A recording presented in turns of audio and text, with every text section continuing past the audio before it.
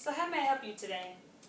Well, I come to you today because I'm having issues with communicating my problems with my dad. Recently, I found out that he has 7 or 8 other kids, and I'm excited about it, but I'm upset that he's just now telling me. The oldest child is in their 40s, and the youngest is 16. So it's like I'm trying to figure out what's a good way for me to talk to him, because it's really bothering me. So you're feeling like you're in the unknowing because you can't figure out, number one, how to approach your father because you don't have the relationship with him?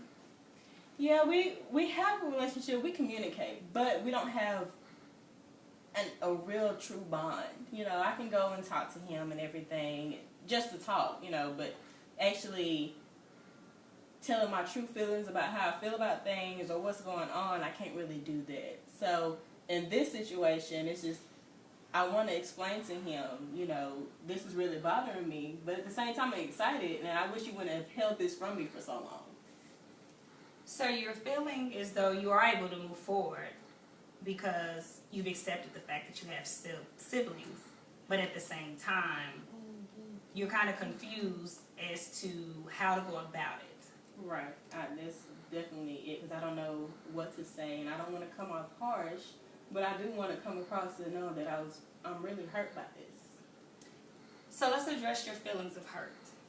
Tell me a little bit more about that. Hurt meaning I heard that it's been a secret. Like I'm 25 now, and all this time I've had brothers and sisters that I could have built connections with, and I could have had times to hang out with them and talk to them, or play the big sister role and do the things that I've always wanted to do, because between me and my mom, I'm the only child, so I haven't really been able to be a role model to somebody in my actual family.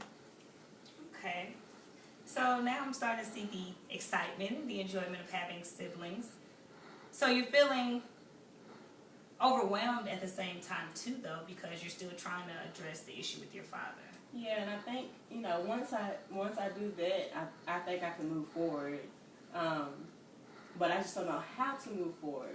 This is like a whole group of strangers. They don't know me, I don't know them, and I feel like he's told us about us, but he hasn't presented us to each other. So it's just like, I can't just go up to that person and say, hey, I'm your sister. Big hugs, smooches, and it's just like, he's told us this information, but he hasn't done any action. So which do you feel is more important to start off initially?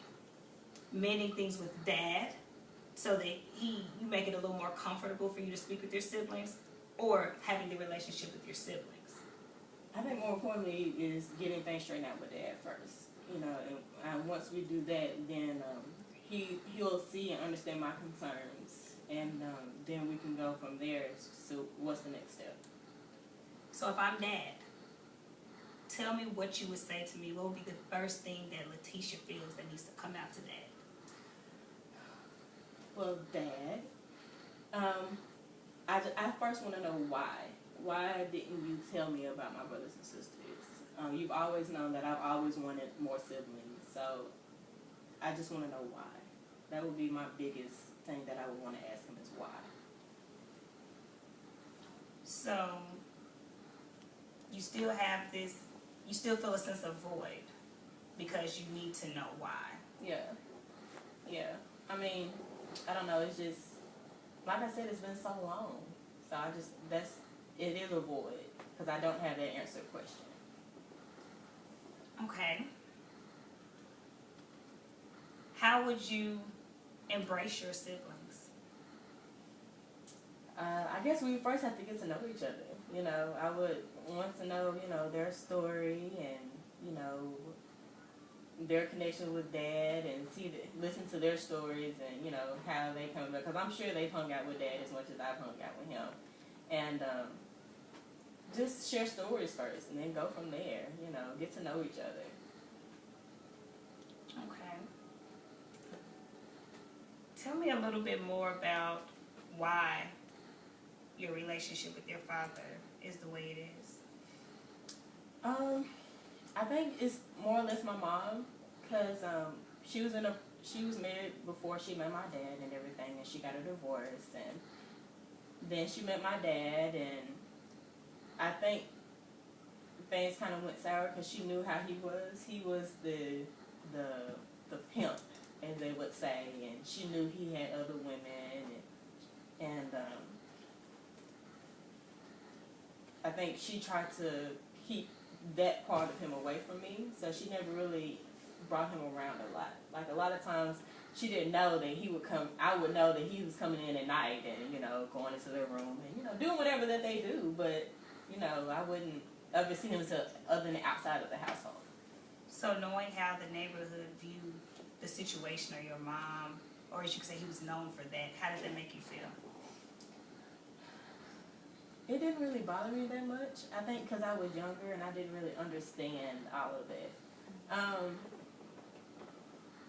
But it didn't bother me as much, I guess, as it should have. So, you know, I didn't really, you know, think about that or consider that, you know, as an issue for me. Because, you know, at the end of the day, he's still dad, and we all make mistakes, and we all, you know, do things that we're not proud of. So you didn't feel it, you felt it wasn't complicated because it didn't affect you, or you didn't feel it affected you? No, because I still, you know, got my time in with dad, and, you know, talked to him and said, hey, even if it was just like a phone call saying, hi, how you doing, or how's school going, or, you know, and then when my mom and dad saw, they never really argued. So I never heard them argue. I didn't know if they ever argued, you know, so. So you actually felt contentment because you were having a relationship with your father. Yeah, that was definitely contentment. Because, you know, it was